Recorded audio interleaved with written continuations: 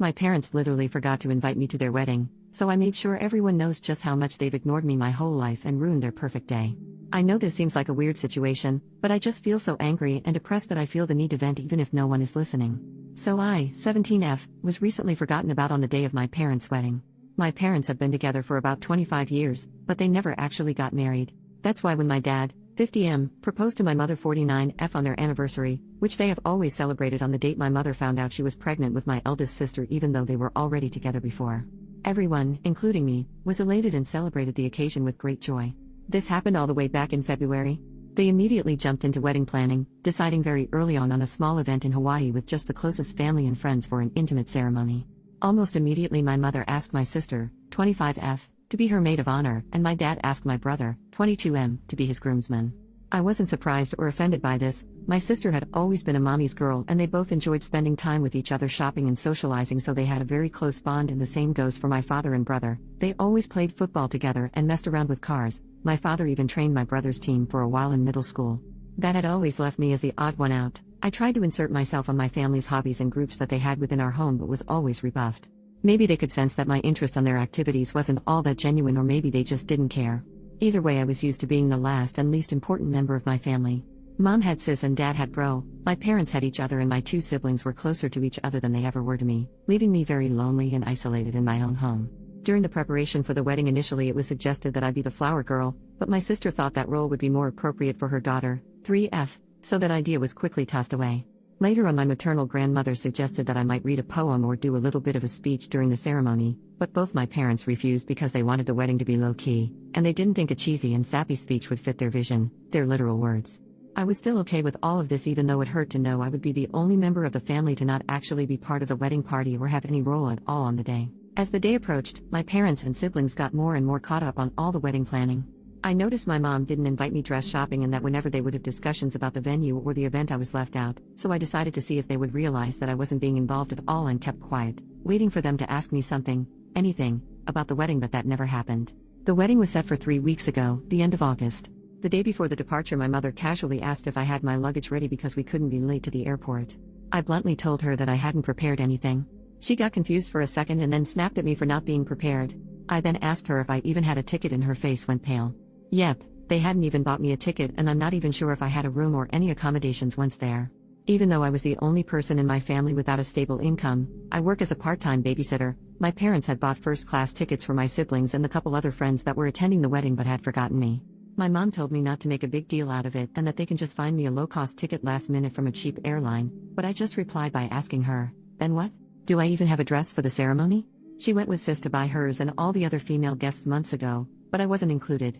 That's when my father came in, just told me to suck it up and that I've never been a girly girl so I could just wear whatever. I got mad at this because, even though I'm not the most feminine girl on the planet, I would have loved to be included in such an important part of my parents' wedding, and it was about the fact that I was excluded for literally everything that had been going on for months. We all got into a fight with them calling me entitled and accusing me of making myself small intentionally so they would forget me, like that is a valid excuse for ignoring your child. They ended up telling me that if I was going to keep this attitude I might as well skip the whole thing altogether. To which I responded with a defiant, "Fine," and went to my room. Next morning they all left for Hawaii without me. The ceremony was really small, but they all posted loads of pictures on Insta and Facebook about how perfect and magical that whole week was being. People realized quickly that I wasn't in any of the photos and asked my parents why, to which they replied that unfortunately I had caught COVID before the trip and had to stay behind.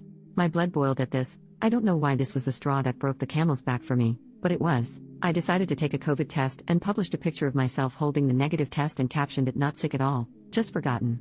I tagged everyone that had questioned my absence from the trip and the wedding in the picture and, for good measure, also every person invited to it.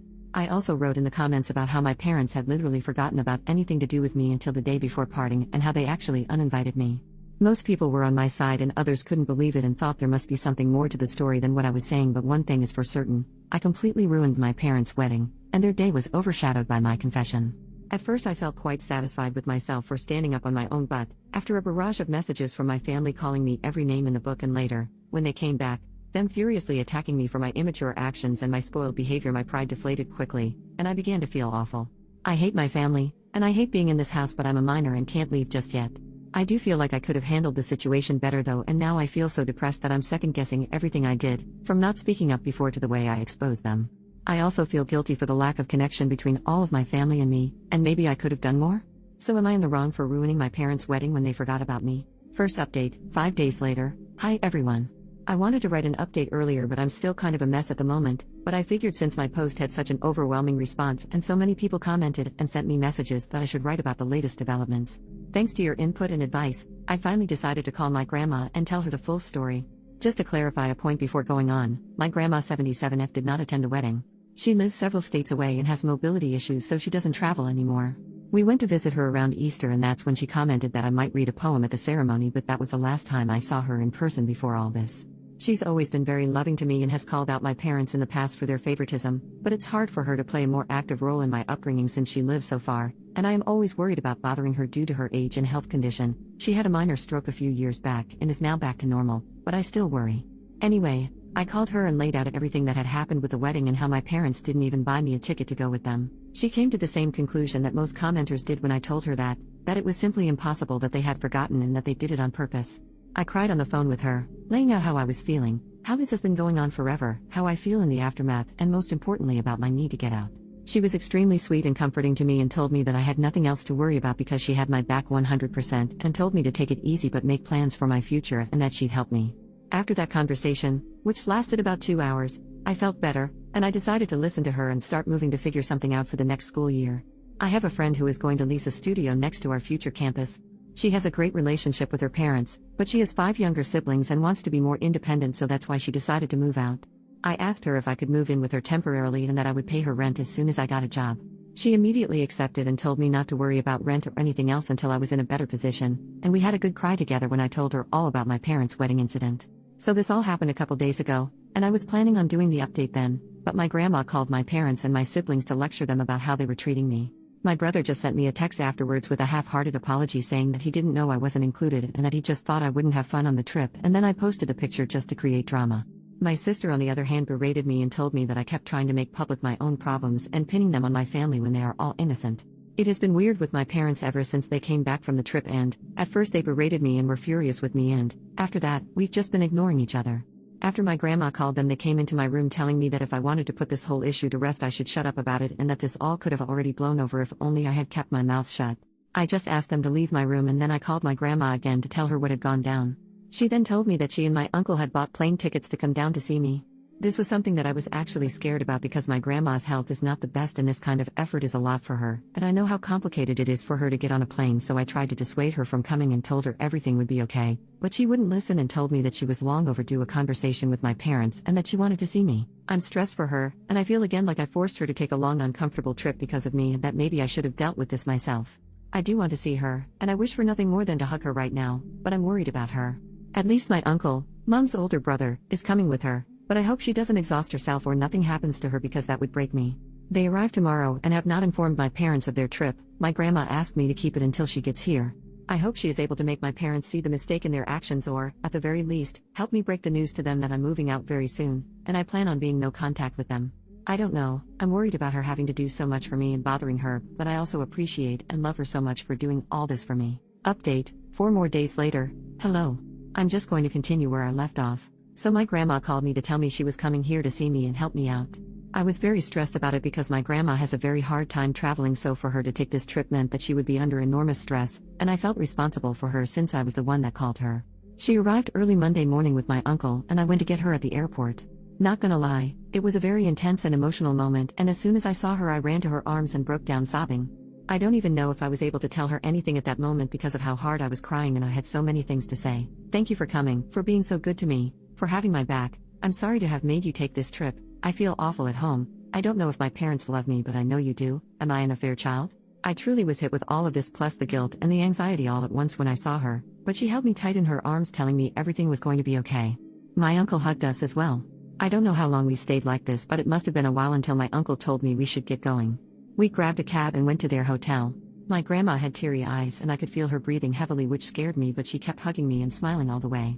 She had reserved a double room so I could stay with her for these days, and, once they were settled in and I was more calm, we sat down and I poured everything out for them. The years of neglect and the emotional abuse, how I was feeling miserable after the trip, but also for years now, How my parents have been trying to make me feel guilty for all of this that has happened, how I was scared about my future, but my number one priority at the moment now was to move out of that house even at the expense of my school work, how I have made arrangements to move in with my friend and I was looking for a job. I told them about this post and how some people thought I might be an affair child and that I was beginning to question that as well. It was a lot and I could tell they were both really affected by what I was saying, but they kept comforting me and making me feel safe to open up to them. After I unloaded all my concerns with them, my grandma reassured me that I had nothing to worry about anymore and that she would be here for me always. First of all, she reassured me that I was not an affair child and that both my parents were thrilled when my mother got pregnant with me and that she knew the ultimate deal breaker for my mom was cheating and she believed it was the same for my father. Apparently the favoritism began showing when I was around 3 to 4 years old when my parents were constantly complaining about having a young kid in the house and they were bothered because they could take my older siblings to their stuff but not me, and I was also very shy and a bit of a crybaby which they had no patience with and made me very different from my siblings. She told me that she knew that my parents had saved more than enough for my college, they're really well off, so that had never been a concern for me until now, thinking they might pull the funds away from me for my education, but that if they tried to not pay for my schooling she would take care of it, and that she just wouldn't let me drop out because of money concerns. She also told me she would help me with rent and an allowance to move out.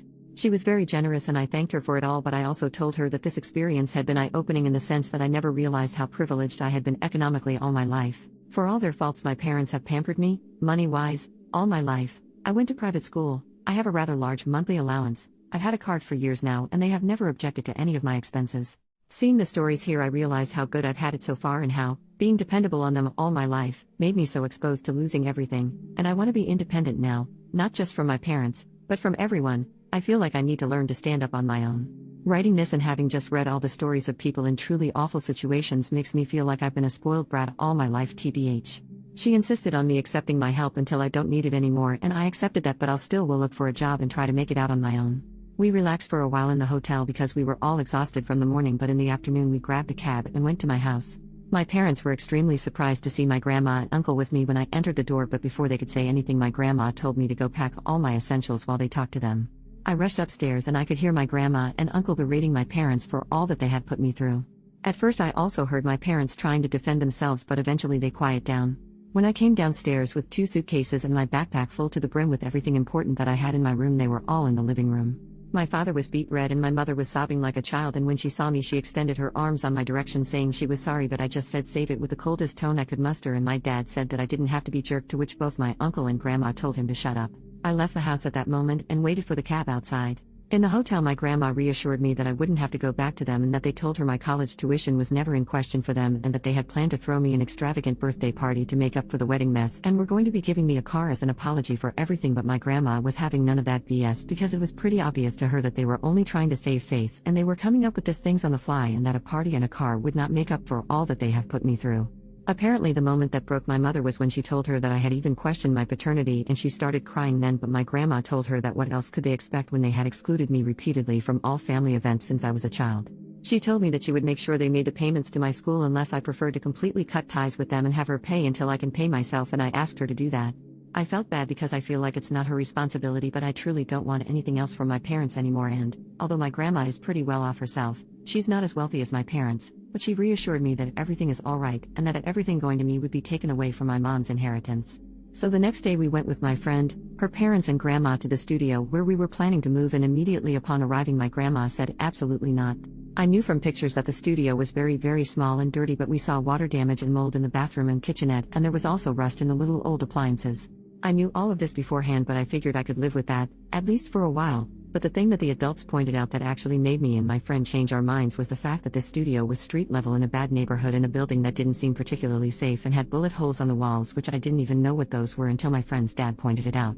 So grandma and my friend's parents said they would look for an apartment for us in a better location and they'd help cover the costs. Both my friend and I want to be independent, but we realize that with our most likely minimum wage jobs in such a high demand area we won't be able to find anything better on our own, so the plan is we're going to look for a 2-bedroom apartment, and me and my friend are going to pay what we had previously planned for the studio, and her parents and my grandma will cover the difference. I know it's still quite spoiled of me to expect that help from my grandma, but after seeing the studio in person I truly wouldn't have felt safe there. My friend's parents, who were somewhat aware of what I was going through, told me that I could move in with them until we find a nice apartment, to which I'm extremely grateful since grandma is going back in a couple of days and I've been staying in the hotel with her ever since. Apparently my friend, her parents and my grandma spoke about this before coming to me to make sure I had some safe place to stay until we move into the apartment, which is still to be found. I teared up a little as I thanked them, seeing how people were rallying behind me to offer help. Since then, I've been moving some of the stuff I had left at my parents' and setting my space in my friends. My mom keeps crying and apologizing every time I go back, and even my father has said sorry, but I remain distant and cold towards them. My sister called and said that our mother was a mess and that I was a D/CK for what I had done, but before she could say anything else, I hanged up the phone and blocked her. I was going to block my brother as well when I saw that he had sent me a very long message apologizing again and again for all that he has done to me and for not realizing our parents were treating me so poorly. He says he's been doing a lot of self-reflection on the days since Grandma called and realized that he had been in the wrong for assuming I wasn't on the trip because I wouldn't want to go, and for just allowing my parents to exclude me for all those years. I sent a brief reply thanking him for his words but telling him I need space, and I was not ready to accept his apology. I feel like he might be genuine because he has never been nasty to me the way my sister has, just aloof towards me, but I also feel like I need to keep him away for the moment. Also, keeping a bridge up with my family feels like the right thing to do right now that everything is so fresh. Maybe in the future he will show me he's just as nasty as everyone else and I block him, but as long as he respects my boundaries, I feel better not cutting him off completely. I've also made an appointment with a therapist who specializes in neglected teens, and I have my first preliminary visit next week, again funded by my grandma, which makes me feel ever more eager to find a job ASAP to take the burden off of her, even if she tells me time and time again she is happy to do all of this for me. That's where things stand right now. I don't know if I'll update again, maybe when I start classes or move to the apartment, but right now I'm just trying to enjoy some time with my grandma and my uncle and learn to grow and get rid of these feelings of guilt and depression that have been plaguing me for so long. I want to thank once again all of this community for being so nice and helpful to me, all of you who have messaged me with your own personal stories of getting kicked out or having to learn how to make it on your own at a too early age. You've helped me feel a lot less alone and made me realize that things can get better if I work hard for it. I feel kind of spoiled for having such an amazing support system on my grandma, uncles and my friend, but you all guys are right. Reaching out has been the absolute best decision I could have taken, and opening up about my feelings to those who love me and to all of you internet friends has absolutely saved me, so thank you. Really, I'm more grateful than words can ever tell. Second update, 5.5 weeks later. Hello everybody. It's been a while and I'm sorry I didn't respond to messages or update sooner, but I've been very busy and I'm also trying to grow away from all that's happened to me, but I'm back with an update on how things are going if anyone is interested to hear. To do a recap where I left off, I moved to my friend's house after my grandma visited me and we were able to stand up against my neglectful parents. My grandma and uncle left just a couple of days after I published my last update, and it was a very emotional moment for us both. For the first time in my life I felt protected and loved with someone of my family. I'm sure throughout my life there must have been moments where I didn't feel so down and alone, but that week I spent with Grandma I truly felt like someone was in my corner unconditionally, and I'll be forever grateful to her for being there for me. After she left back to her hometown, I got settled in my friend's parents' home while we looked for an apartment. She was already working as a private tutor for young kids, and she helped me get the same job as her, so now we are also co-workers. Smile, the job is great and the salary is quite nice for a first job, so I was over the moon to be hired. We also found an apartment. Is near campus, has 2 bedrooms and a nice living area and kitchen. It's not big but it's clean and in a neighborhood that is primarily college students living in it, so it's quite nice and there's plenty of cool spaces to hang and meet people. We're actually just in the process of moving right now and I'm writing this update from my new bedroom. I celebrated my 18th birthday a couple of weeks ago and it was great. I went to a restaurant with a few friends and had a nice time. The only drama there's been so far with my parents since the whole debacle is that they showed up in my friend's home the day of my birthday asking to see me. I wasn't there at the time, but my friend's dad was, and he told me that they were both very apologetic and asked him to get me in contact with them. They left a letter with him in which they basically acknowledged that they have been awful parents but they want to rectify their mistakes and begged me to talk to them. Maybe I'm cold for doing what I did next, but I decided not to answer them in any way and asked my friend's dad to tell them to leave if they ever show up, which he respected.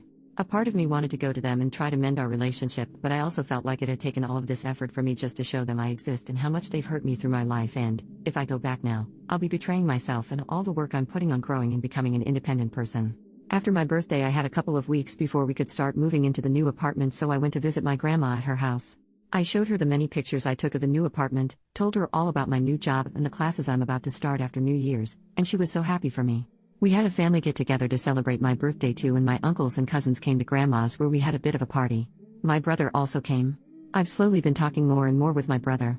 Of all my immediate family he is the only one that has never treated me badly, and, although he was neglectful towards me, and enjoyed my parents' favoritism, he never treated me bad, and I feel like he was also a victim of the toxic environment that was our house. I don't trust him fully, but he has apologized very sincerely, and, since he lives near me, he wants me to feel like I can rely on him if I ever need something. I do feel safer knowing that I got at least one family member in my city that is worried about me and would help me if needed be.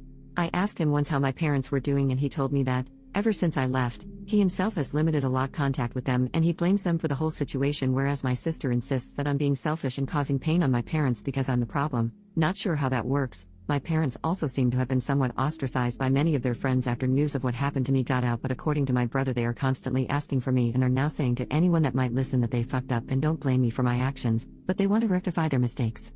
I don't know if I buy this act, and I feel like they know that now the best thing they can do for their reputation is to try and put the ball on my court in regards to reconciliation so that they can look like they've done their part. I'm now more than ever focused on my future, and I don't really want to think of them. I go to therapy and I'm trying to grow and embrace the love of my newfound support system, my friend, her family, my grandma, my uncles and cousins, and maybe my brother. I hope this will be my last update since I want to close this chapter of my life, and if I'm ever back here it will probably mean something has happened, but I wanted to share the good news with all of you because you truly saved my life in a desperate moment. I was so down those days after the wedding I felt like curling up on my bed and try to disappear, but you all helped me pull myself up and face the music, and I'm now so much happier than I think I've ever been, and I'm looking forward to all the wonderful things that are happening in my life, so thanks to all of you.